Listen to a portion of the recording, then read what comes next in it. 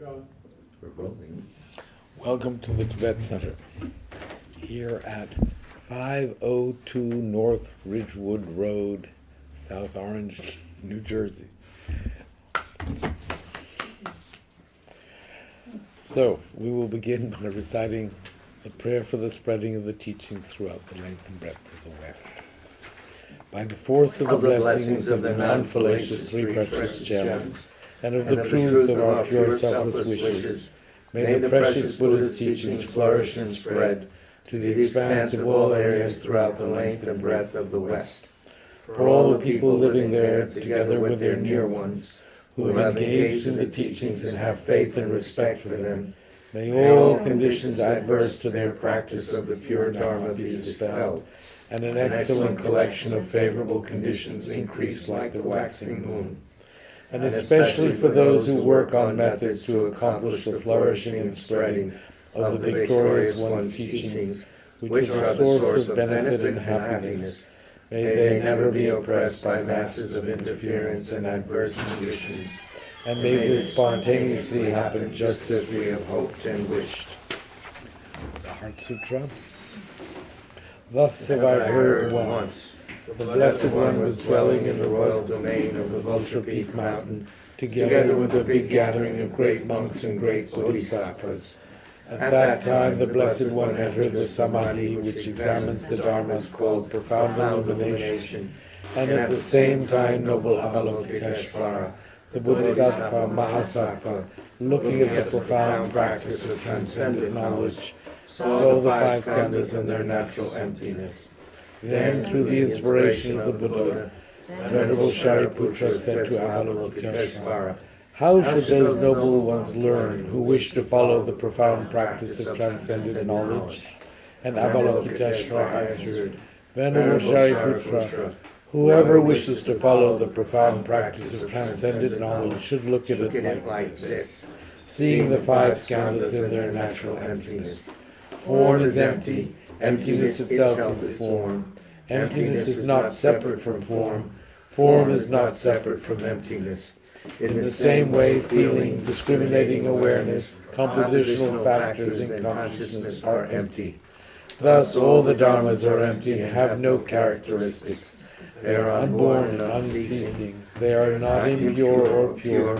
They neither decrease nor increase. Therefore, since there is emptiness, there is no form, no feeling, no discriminating awareness, no compositional factors, no consciousness, no eye, no ear, no nose, no tongue, no body, no mind, no appearance, no sound, no smell, no tasting, no sensation, no objects of mind, no quality of sight, no quality of hearing, no quality of smelling, no quality of tasting, no quality of sensing, no quality of thought, no quality of mind consciousness.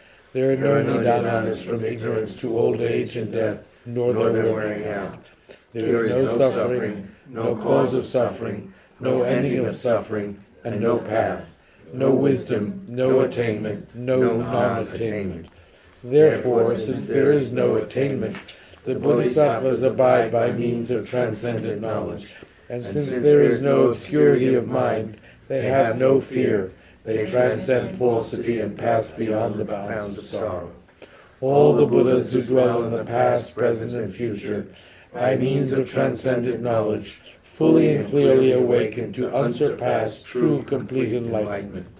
Therefore, the mantra of transcendent knowledge, the mantra of deep insight, the unsurpassed mantra, the unequaled mantra, the mantra which calms all suffering, should be known as truth, for there is no deception. In transcendent knowledge the mantra is proclaimed. Tadyata Om Gate Gate Paragate Parasangate Bodhisoha. O Shariputra, this is how a Bodhisattva Mahasattva should learn profound transcendent knowledge. Then the Blessed One arose from that Samadhi and praised the Bodhisattva Mahasattva Avalokiteshvara, saying, "Good, good, O son of noble family, profound transcendent knowledge should be practiced just as you have taught, and the Tathagatas will rejoice." When the Blessed One had said this, Shariputra and Avalokiteshvara that whole gathering in the world is gods, humans, asuras, and Gandharvas, their hearts full of joy, praise the words of the Blessed One. We generate bodhicitta. With the wish to free all beings, I shall always go for refuge to the Buddha, Dharma, and Sangha until I reach full enlightenment. Inspired by wisdom and compassion, today in the Buddha's presence, I generate the mind intent on full awakening for the benefit of all sentient beings. As long as space endures, as long as sentient beings remain, until then may I too remain to dispel the miseries of the world. With the wish to free all beings, I shall always go for refuge to the Buddha, Dharma, and Sangha until I reach full enlightenment. Inspired by wisdom and compassion, today in the Buddha's presence, I generate the mind intent on full awakening for the benefit of all sentient beings. As long as space endures, as long as sentient beings remain, until then may I too remain to dispel the miseries of the world. With the wish to free all beings, I shall always go for refuge to the Buddha, Dharma, and Sangha until I reach full enlightenment. Inspired by wisdom and compassion, today in the Buddha's presence, I generate the mind intent on full awakening for the benefit of all sentient beings. As long as space endures, as long as sentient beings remain, until then may I too remain to dispel the miseries of the world. Okay. So let's do one rosary of Om Mani Padme Hum. Om Mani Padme Hum, Om Mani Padme Hum,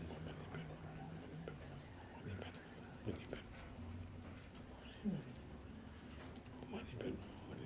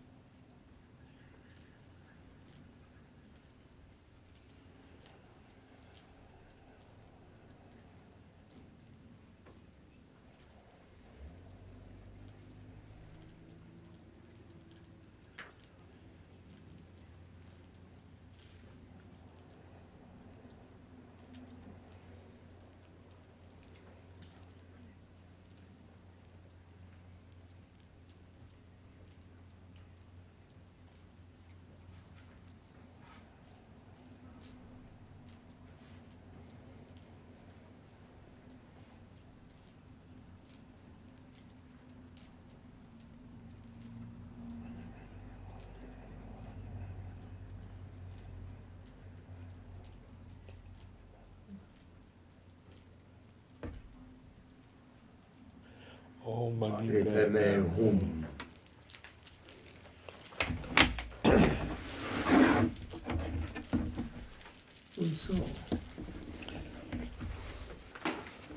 And so, good evening. So we're discussing meditation and sorry? There's a space there if you want. There's a space there if you'd like to sit.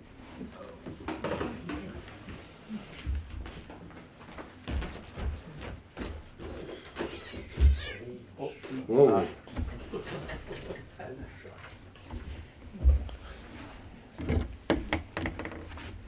So meditation is the method by which we familiarize ourselves with whatever the subject is, the method by which we internalize, the method by which we absorb whatever it is. These subjects that we've been discussing can remain sort of intellectual concepts and really not affect us much. I remember hearing about,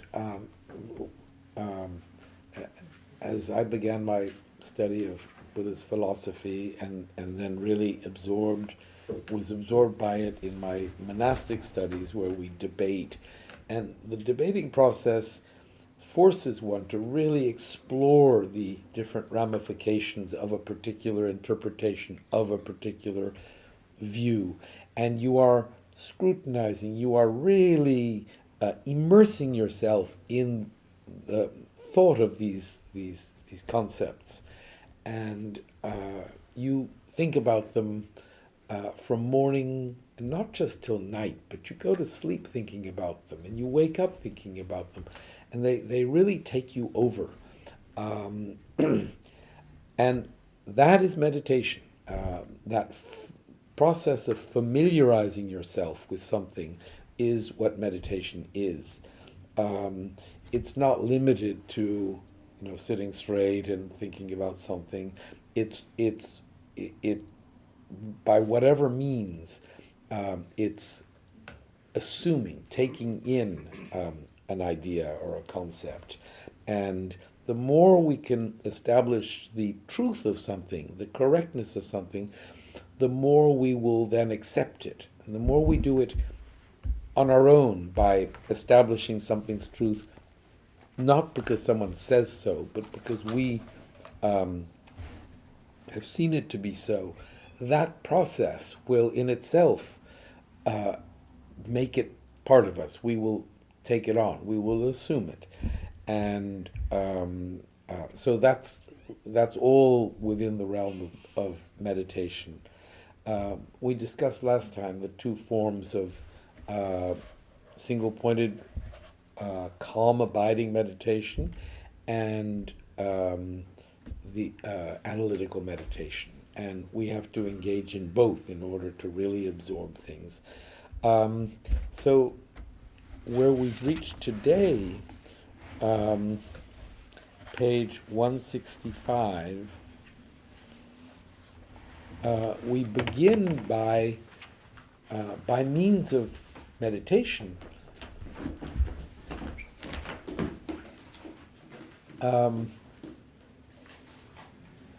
scrutinizing. Come, you can walk in front of the camera. Scrutinizing the value of meditating, and considering the ill effects or the negative aspect of not meditating, and going through thinking about these two and coming to the conclusion that meditation is really important. So in the same way that I discussed just now, how debate really enables us to absorb whatever the subject matter is. And it's not that the absorption is something separate from the scrutiny. By scrutinizing, by considering, by thinking about it from this point of view and that point of view, all of that actually develops our familiarity, and thereby is the process itself of absorption. So what His Holiness is saying here is considering the value of meditation, considering the non-value of or the negative aspect of not meditating or calming the mind by meditation, is itself a meditation. So, reflecting on the benefits of mental training. One very useful exercise at the beginning of a session is to consider the benefits of practice. An immediate benefit is that practice gives us a brief respite from the often obsessive worrying, calculating, and fantasizing with which our minds are habitually occupied. This by itself is a great boon. Another benefit to reflect on is that practice is a sure path to the highest wisdom. I would say it's the only path to the highest wisdom. In other words, if we don't engage in practice, we're not going to attain the kinds of higher wisdoms that we seek. even if that path is long, is a long one, and there will be many obstacles to overcome along the way. It is the way by which we have to proceed. It is also good to spend some time reflecting on what may happen if we neglect to practice. There is a danger that we will end up like the monk. So there was a story earlier about the teacher who was trying to entice his students to study by saying, "We will go on a picnic eventually." And that picnic never came along. Do you remember the story? No, I don't. Does They someone carried a else? guy out who's, he's going on a picnic. Oh, the picnic is The guy died before the picnic. Yeah, I they see. never got to the picnic. Oh, okay. Somebody said he's going on a picnic. Something like said, that, yeah. So someone died, and they joked that he was. He got to going. know. Alright. That's a good way of looking at it. Well, the point of the story is, don't die before you go on the A picnic. picnic, Go exactly. on the picnic. That's It's right. the benefits of Or don't picnics. die. Tibetans are very fond of picnics. Yeah, what Picnics is are a it? very important part of Yeah. life. Yeah, and picnics are taken very seriously. It's They not have that you tents just. and everything, yeah. Yes, you don't go, like to the beach with a blanket and sit there and have some sandwich. You spend 3 days and you dance and you cook and you sleep there, and then you, over a period of a few days, you enjoy a picnic. No volleyball. There can be volleyball, there can be. I know they play badminton. Yeah, they like badminton. So, Oh, well.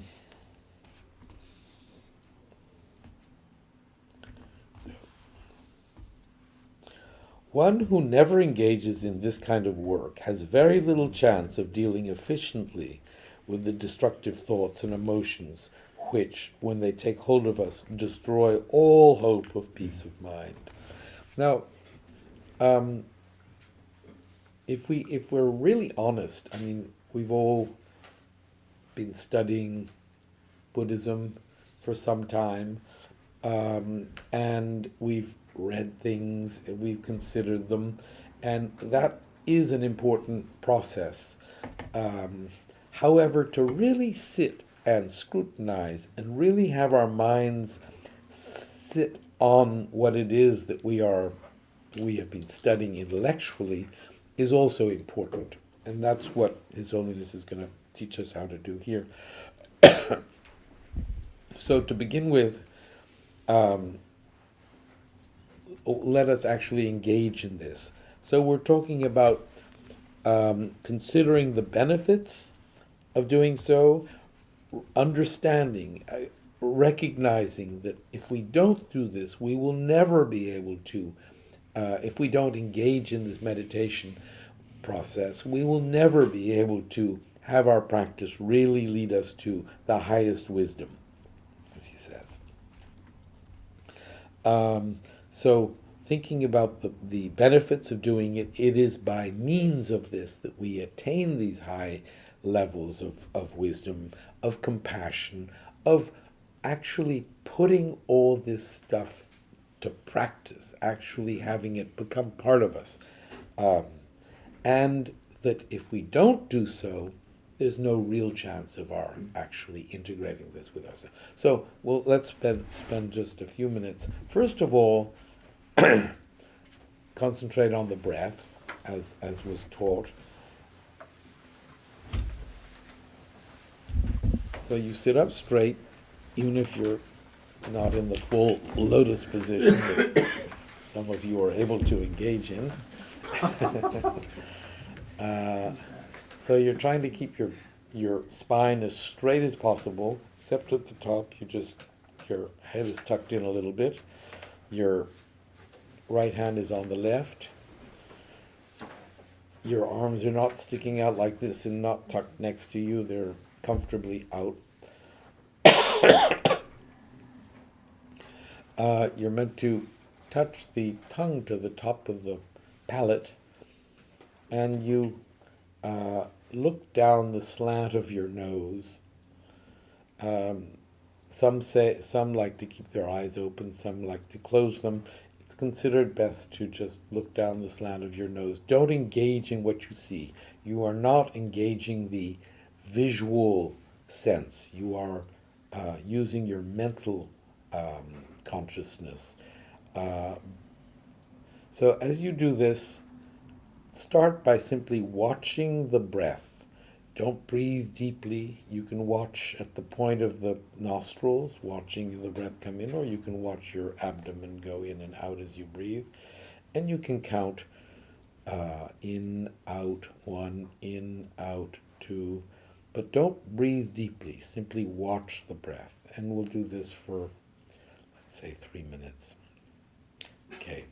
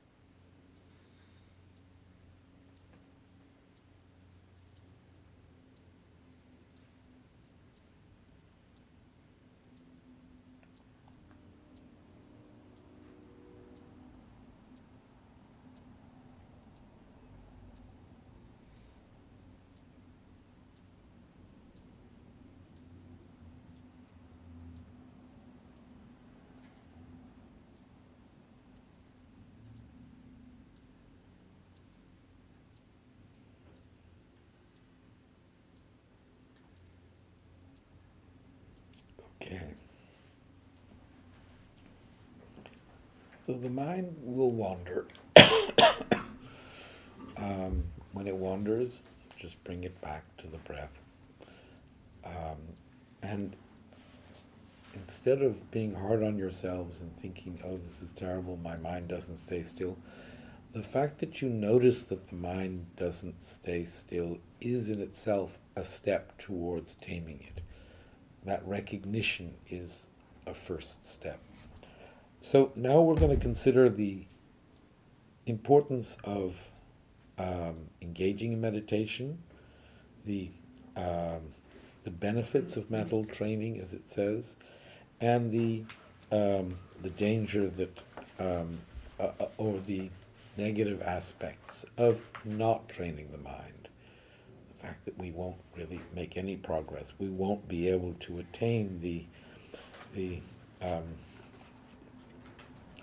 paths of higher wisdom. There's no way we can get there without meditating. So we'll just spend a minute and a half and contemplate the benefits and the harms.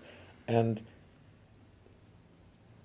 I'll read this. Having deeply considered these two opposing possibilities and the advantages of the one compared to the disadvantages of the other, then go back and forth between them and find that the benefits far outweigh any arguments in favor of not practicing.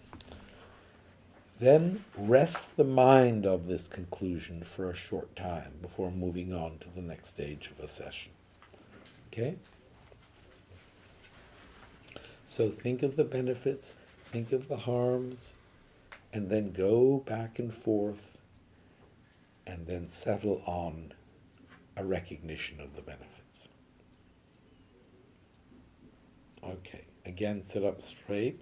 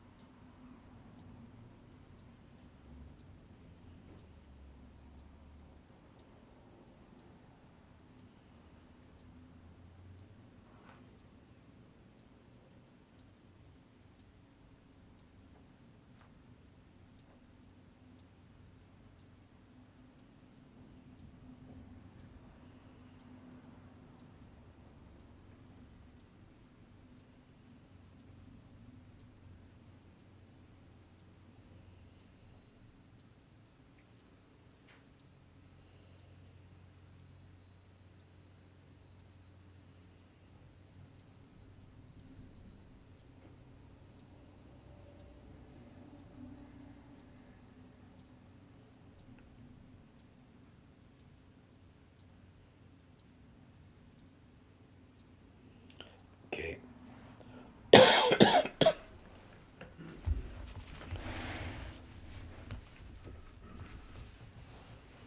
So, everyone's determined to meditate? Yes.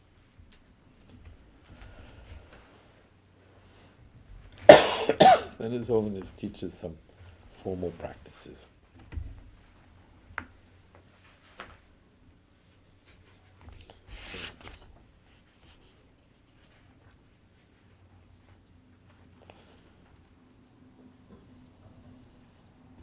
So, just to end this, one who never engages in this kind of work has very little chance of dealing effectively with the destructive thoughts and emotions which, when they take hold of us, destroy all hope of peace of mind. I think that's a really important thing to consider. As much sort of intellectual reading we do, it's really important that we engage in this kind of work. Okay, some formal practices. Focused attention. A more different tools, in other words.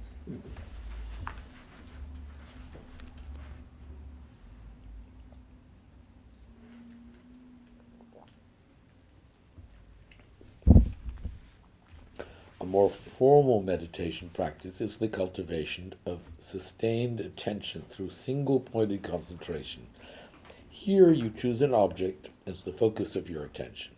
It may be a flower, a painting, or simply an orb of light, or for a religious practitioner, a sacred object such as a crucifix or an image of a Buddha. Although when you begin, it may be helpful to have the actual object in front of you as an aid, ultimately the physical thing is not the focus of your attention. Instead, once you have chosen your object, try to cultivate a mental image of it. And when you are quite familiar with the image, you fix it in your mind's eye. This mental image of the object is what serves as the anchor for your meditation. Having relaxed and settle on your mind, try to maintain your focus on the object. Visualize it about 4 feet in front of you, at the level of your eyebrow. Imagine the object to be approximately 2 inches in height and radiating light, so that the image is bright and clear. Also, try to conceive of it as being heavy. This heaviness has the effect of preventing excitement, while the object's brightness prevents the onset of laxity. Now, excitement and laxity are the two obstacles, the two challenges that we have to deal with as we work towards developing concentration. Hello, hello.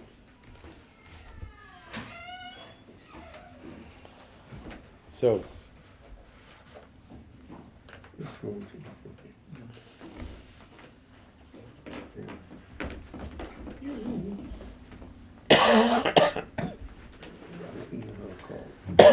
yes. It is best when engaging in this type of meditation not to shut the eyes, but to keep them slightly open, looking downwards. Sometimes they may close of their own accord, and that's all right, but the important thing is that they should be neither tightly closed nor wide open. I might also mention here that for people who, like me, normally wear glasses, taking them off for meditating is not always a good idea. Although without our glasses there is less danger of visual distraction, we may, owing to the loss of visual clarity, more easily experience laxity or dullness. This, in turn, can lead to our practice taking the form of an undirected daydream or reverie. If this happens, one helpful countermeasure is to think of something agreeable or something that makes you feel joyful. Another is to think of something sobering or even something that makes you feel a little sad. Or you might imagine looking down from a mountaintop when you have an unimpeded view in every direction. Jungla Rinpoche loved to look at views from a mountaintop. See far. Do you remember see far? Rinpoche would mention. It's refreshing, yeah, for the mood. If you start to suffer the opposite problem, being distracted by something you see, you need to try to withdraw the mind from the eyes. Sitting in front of a blank wall can be helpful in such circumstances.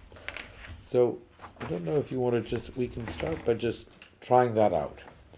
So,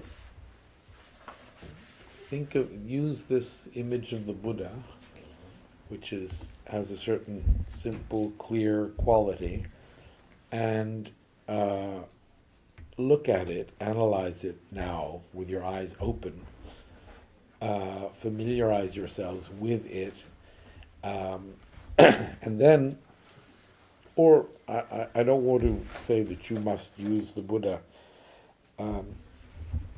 Take a look.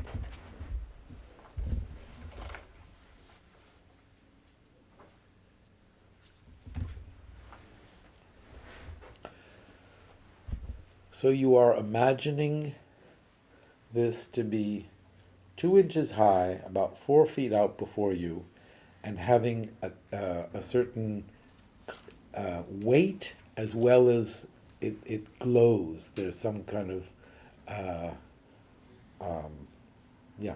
glowing quality to it. So those are you are conjuring this up in your mind. Look at the image, and then when you actually engage in the meditation, you imagine it. You're looking down, but you imagine it to be about 4 feet before you, 2 inches high, and okay. So when you're doing this, your mind will go away. You just bring it back and think of it more, and then your mind will think about something, a list or whatever, and you just bring it back and settle on it. So we'll do that just for a few minutes.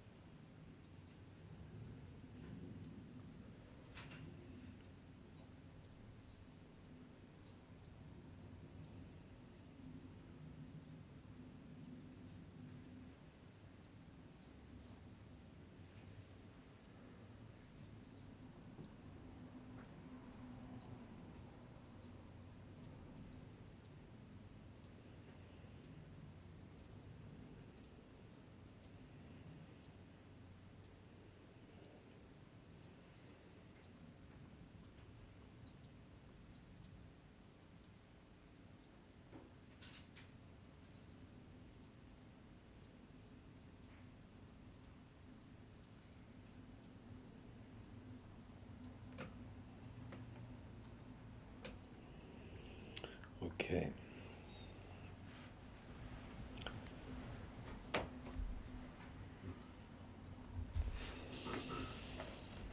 So that's just a little taste of a practice that, according to the texts, in order to truly develop the ability to remain focused on the object for as long as 4 hours without any effort takes between 6 months to a year of full practice. In other words, not doing anything else in our lives except devoting ourselves to this. And as we've discussed in the past, there are clear prerequisites to being ready to engage in this. Having no concern for the quality of your robes, all your robes, or the quality of your food, or organic as opposed to not organic, as we're often told by Moshe. So, but what we've just engaged in is the practice. And eventually, once the mind is able to remain focused on the object, the effort of focus itself causes one to have a sort of tired, sleepy, lacking in quality focus, and one has to invigorate that. And then in the process of invigorating, one gets excited, and that has to be calmed until eventually, after months and months of doing this, there is a focus that is clear, that is effortless, and that brings a certain vitality to one physically. So it's worth the effort, and it is a tool, and as I've said a few times, it is considered to be a neutral tool. It's not virtuous. The quality of this focus, this concentration, depends on what you are concentrated on. So I've just been talking. I'm sorry. If you have questions, if you have something you want to discuss relating to this, please. They have to be constructive questions. I always try.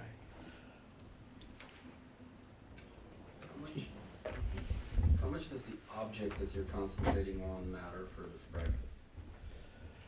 Well, as I just said, the object that you're concentrating on determines the quality of the practice. So that if you are concentrating on something negative, the practice is negative. Sorry, let me be more clear.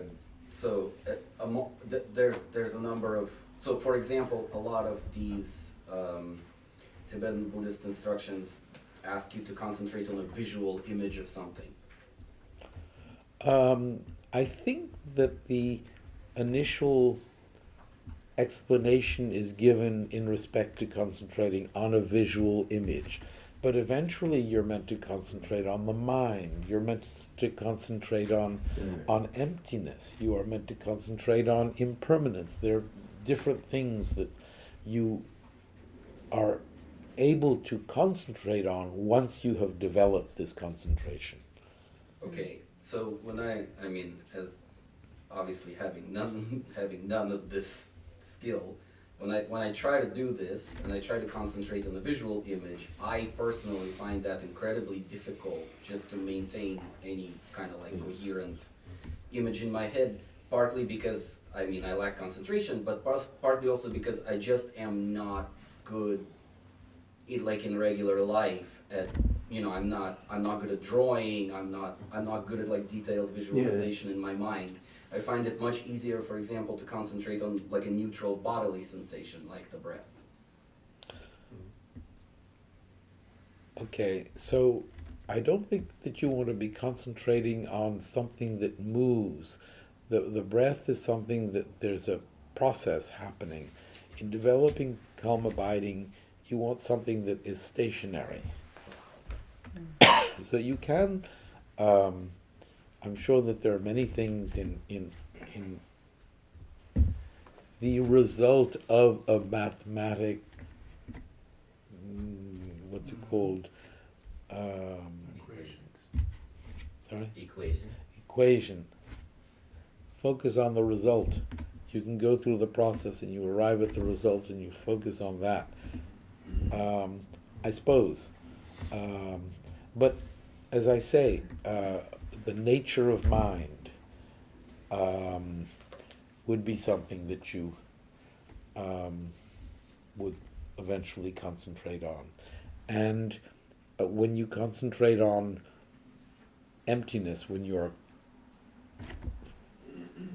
arriving at the conclusion that whatever the object is empty of any inherent existence, and you focus the mind on that emptiness, you can then focus the mind on the mind that is focused on emptiness or realizing the emptiness. So there are many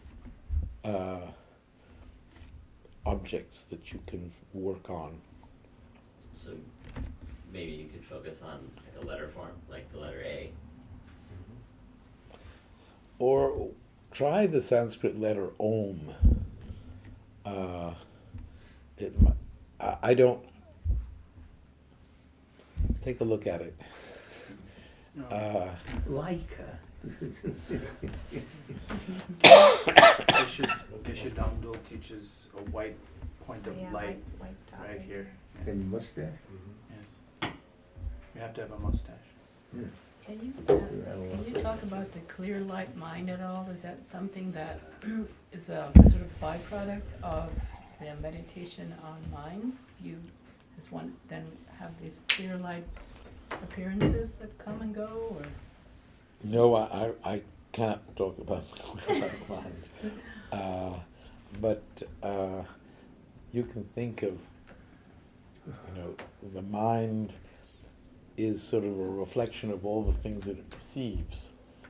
And then there is mere knowing. The definition of mind is clarity and knowing.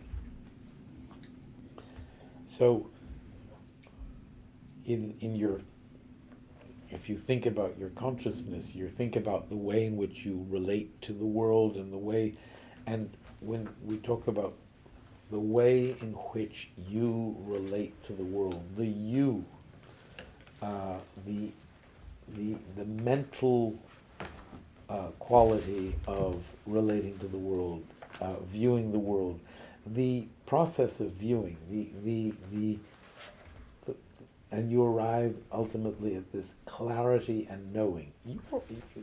Your experience of clarity and knowing. That's as close as I can get to it. So in order to be able to focus in that way, to be able to focus on something like emptiness, you're saying that we're focusing on the recognition of what emptiness is, rather than analyzing, correct? Or is that? Well, the analyzing is important because the analyzing will in order lead you get to focus. yeah. Yeah. If we talk about emptiness, if we're looking for the watchness among the parts that make up the watch, and if once we've gone through the analytical process and arrived at the realization that there is no watch among its parts, it is that lack of watch that we focus on. Right. So we shouldn't try and hold things like that until we analyze them, obviously, right? But it's not that we shouldn't, I don't think we can. Right. Lack of It would watchness. be really confusing. Lack of watchness. Yeah. Lack of watchness.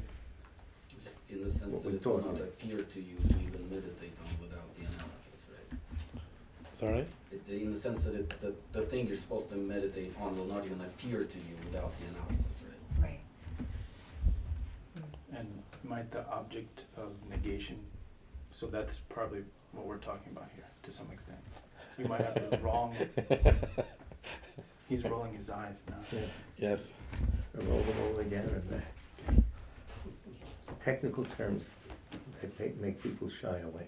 Okay, So sometimes, okay. because The There's object of misunderstanding. negation. object of negation is a big point, and it has to be So, we subtly have to study understood. the object of negation. Yeah. When we are talking about emptiness, Mm. we have to really, the first thing we have to do is empty of what? Yeah. And we have an idea of what, watchness. We So might what's your even be question? aware of that, we have that. I was just saying that that a big point is made on what it is we're negating. And if Right. we do it wrongly, that could be lead to problems. Yeah, but there we're in the that's a beginning. different subject from working at developing single-pointed concentration. I mean, that is something in the steps leading to a realization of emptiness. Here we're talking about once you've had that realization of emptiness, once you've actually not identified the object to be negated, but arrived at the conclusion, the lack of watchness, then you focus on that with this. You know it at that point. You know the lack of watchfulness you've experienced. And then you hold it. You experienced it by means of logic. Right. You came to that point and then something breaks. You've But had a you wanna little hold on inference, that. little inference of that. So you've done away with the object of negation, and you are experiencing the result. But, we're just talking. This is all. This is. Here, focus on something physical that you can. It's easier at the very beginning to focus on something such as the image of the Buddha, because you can attribute to it these qualities such as weight, such as clarity, both qualities will help in the process of developing calm abiding. So, though you may not feel that you have much of a visual or artistic sense, you do spend a lot of time seeing the world, and there are many things that you see, and we all have a relationship to the world that engages physical objects with our visual sense, and that helps us sort of prepare for this first step. So I would recommend that if you want to do this, you use, what are the other things that His Holiness has recommended here? Crucifix. A crucifix. Yeah, ecumenical.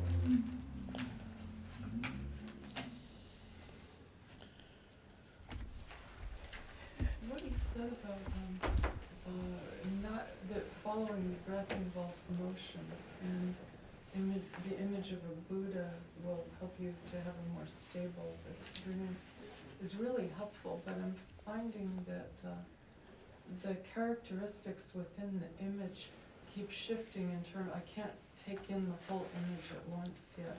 For I guess that must be just lack of practice. Yeah, so then the motion might even be worse than following the breath initially, and then we'll improve with practice. I mean, we just did this. This is something that, after months of devoting your whole day to doing this every day, you will eventually have a settled object. So the fact that something is, lacking the steadiness that you wish it to, the fact that you have something that even lacks that steadiness is wonderful. But it's something to work on. And His Holiness has said, though when you read the Lamrim or the great treatise on the graded stages of the path to enlightenment, where Tsongkhapa explains the steps that have to be taken in this practice, he explains them in terms of working towards developing the perfection of calm abiding, the actual ability to remain focused on your object with clarity, with no effort. Though we aren't going to be able, it's only a very, very rare person who's going to be able to devote himself or herself to that kind of a practice. We can really prepare ourselves. The little bit of effort that we put into doing this every day or once a week or whatever, if we can do it every day, just a little bit, just a few minutes, helps. I have a question. When I was practicing this with green tar for a while and seeing it as much as I could, but do you think it's a benefit to try and see different things? Is it like to try and recognize something that you've been practicing one image for a long time? Or is it to be able to see anything and be able to hold it? Like changing it often so that you're practicing that skill? Or is it better to just get to know one thing very well and hold that often? So when you are working towards developing the actual ability to concentrate, calm abiding, it is said that you should stick to the object that you've chosen, Okay. not shift objects. Okay. Stay with it until you've achieved some result. Okay.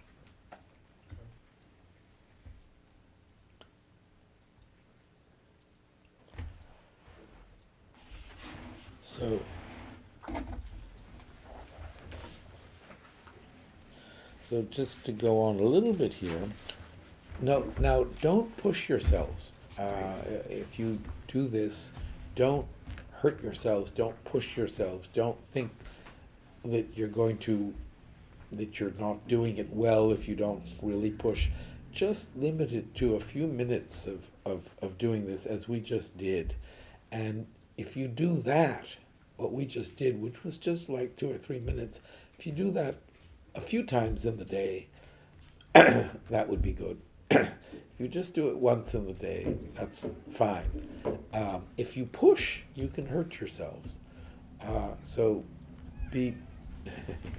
go easy. So, looking down from a mountaintop, if you start to suffer the opposite problem, being distracted by something you see, you need to try to withdraw the mind from the eyes. Sitting in front of a blank wall can be helpful in such circumstances. Now, I find it very interesting that His Holiness is teaching us this here in a book called Beyond Religion, a book on practice that is not, that is secular.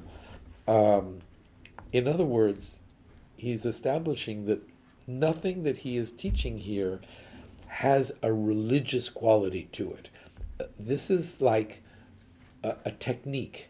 We're developing some, let's say, our concentration muscle. This is the method by which we develop the muscle of concentration, which we can use devoting it to whatever we wish.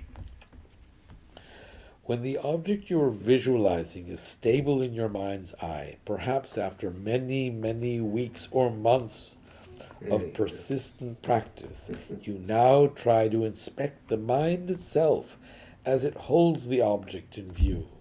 Here you're trying to focus the mind, but at the same time to inspect it, as from a corner, to ensure that you are not inadvertently letting it become too relaxed.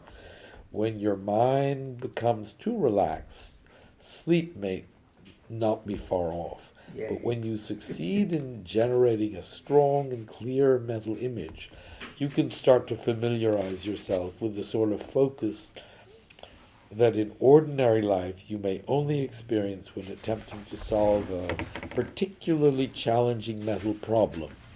The idea here is that when you have learnt to really focus the mind, then rather in the same way that water is channeled through a hydroelectric plant to generate the great force required to drive the turbines, you can use the whole force of your mind to focus on qualities such as compassion, patience, tolerance, and forgiveness.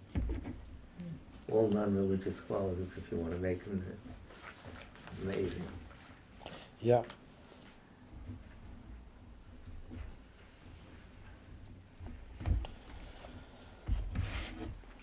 Okay.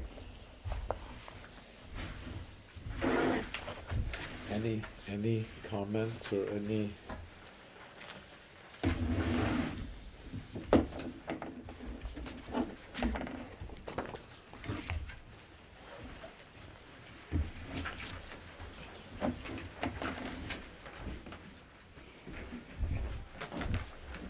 Mark's leaving. Come back, Mark. What did I do, Mark? What did I do? Darren? He knows. So, maybe we can again pray for Pope Francis. Pray for Nicky to get rid of his cold. Sorry? Pray for Nicky to get rid of his cold. You know Nicky, man. You met him. So, the Sutra of the Recollection of the Noble Three Jewels. I prostrate to the Omniscient One. Thus the Buddha, Bhagavat, Tathagata, Arhat, Samyak Sambuddha, the learned and virtuous one, the Sugata, the knower of the world, the charioteer and tamer of beings, the unsurpassable one, the teacher of devas and humans is the Buddha Bhagavat. The Tathagata is in accord with all merit. He does not waste the roots of virtue. He is completely ornamented with all patience. He is the basis of the treasures of merit. He is adorned with the minor marks. He blossoms with the flowers of the major marks. His His activity is timely and appropriate. Seeing him, he is without disharmony. He brings true joy to those who long with faith. His knowledge cannot be overpowered. His strength cannot be challenged. He is the teacher of all sentient beings. He is the father of Bodhisattvas. He is the king of noble ones. He is the guide of those who journey to the city of Nirvana. He possesses immeasurable wisdom. He possesses inconceivable confidence. His speech is completely pure. His melody is pleasing. One never has enough of seeing him. His form is incomparable. He is not stained by the realm of desire. He is not stained by the realm of form. He is not affected by the formless realm. He is completely liberated from suffering. He is completely and utterly liberated from the skandhas. He is not possessed with dhatus. His ayatanas are controlled. He has completely cut the knots. He is completely liberated from extreme torment. He is liberated from craving. He has crossed over the river. He is perfected in all the wisdoms. He abides in the wisdom of the Buddha Bhagavats who arise in the past, present, and future. He does not abide in nirvana. He abides in the ultimate perfection. He dwells on the Bhumi where he sees all sentient beings. All these are the perfect virtues of the greatness of the Buddha Bhagavat. The Holy Dharma is good at the beginning, good in the middle, and good at the end. Its meaning is excellent. Its words are excellent. It is uncorrupted. It is completely perfect and completely pure. It completely purifies. The Bhagavad teaches the Dharma well. It brings complete vision. It is free from sickness. It is always timely. It directs one further. Seeing it fulfills one's purpose. It brings discriminating insight for the wise. The Dharma which is taught by the Bhagavad is revealed properly in the Vinaya. It is renunciation. It causes one to arrive at perfect enlightenment. It is without contradiction. It is pithy. It is trustworthy and puts an end to the journey. As for the Sangha of the great Jnana, they enter completely, they enter insightfully, they enter straightforwardly, they enter harmoniously. They are worthy of veneration with joined palms. They are worthy of receiving prostration. They are a field of glorious merit. They are completely capable of receiving all gifts. They are an object of generosity. They are a great object of complete generosity. The protector who possesses great kindness, the omniscient teacher, the basis of oceans of merit and virtue, I prostrate to the Tathagata. Pure, the cause of freedom from passion, virtuous, liberating from the lower realms. This alone is the supreme ultimate truth. I prostrate to the Dharma which speaks. Having been liberated, they show the path to liberation. They are fully dedicated to the disciplines. They are a holy field of merit and possess virtue. I prostrate to the Sangha. I prostrate to the Buddha, the leader. I prostrate to the Dharma, the protector. I prostrate to the Sangha, the community. I prostrate respectfully in all ways to these three. The Buddha's virtues are inconceivable. The Dharma's virtues are inconceivable. The Sangha's virtues are inconceivable. Having faith in these inconceivables, therefore the fruitions are inconceivable. May they be born as a completely pure realm. You can recite the 8 verses on Training the Mind.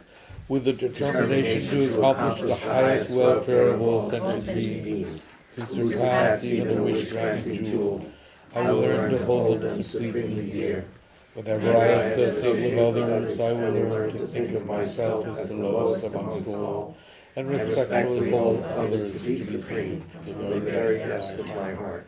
In all actions I will learn to search into my mind, and as soon as a disturbing emotion arises, endangering myself and others, I will firmly face and avert it.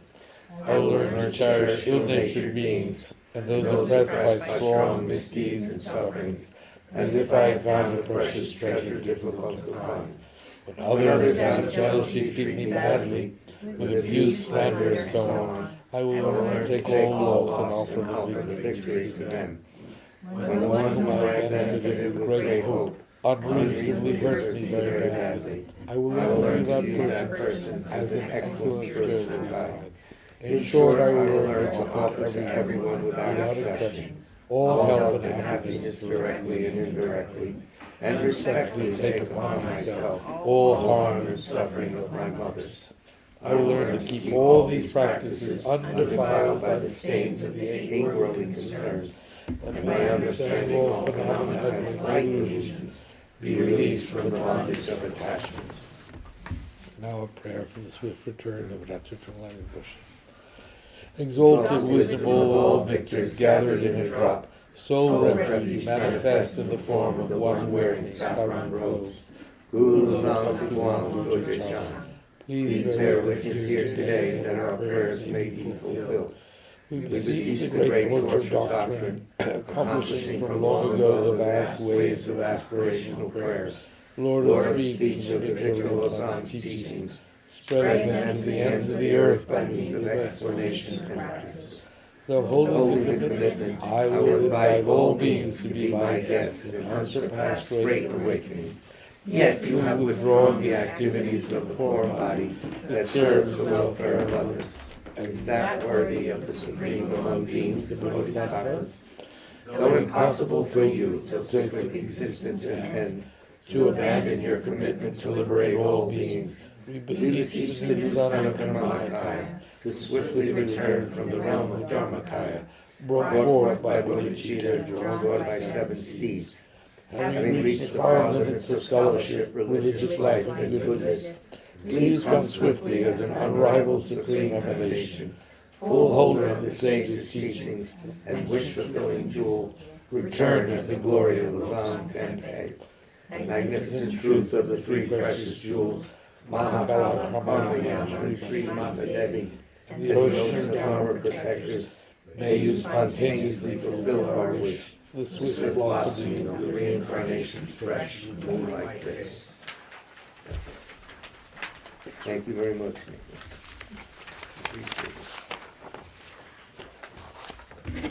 Good. Check,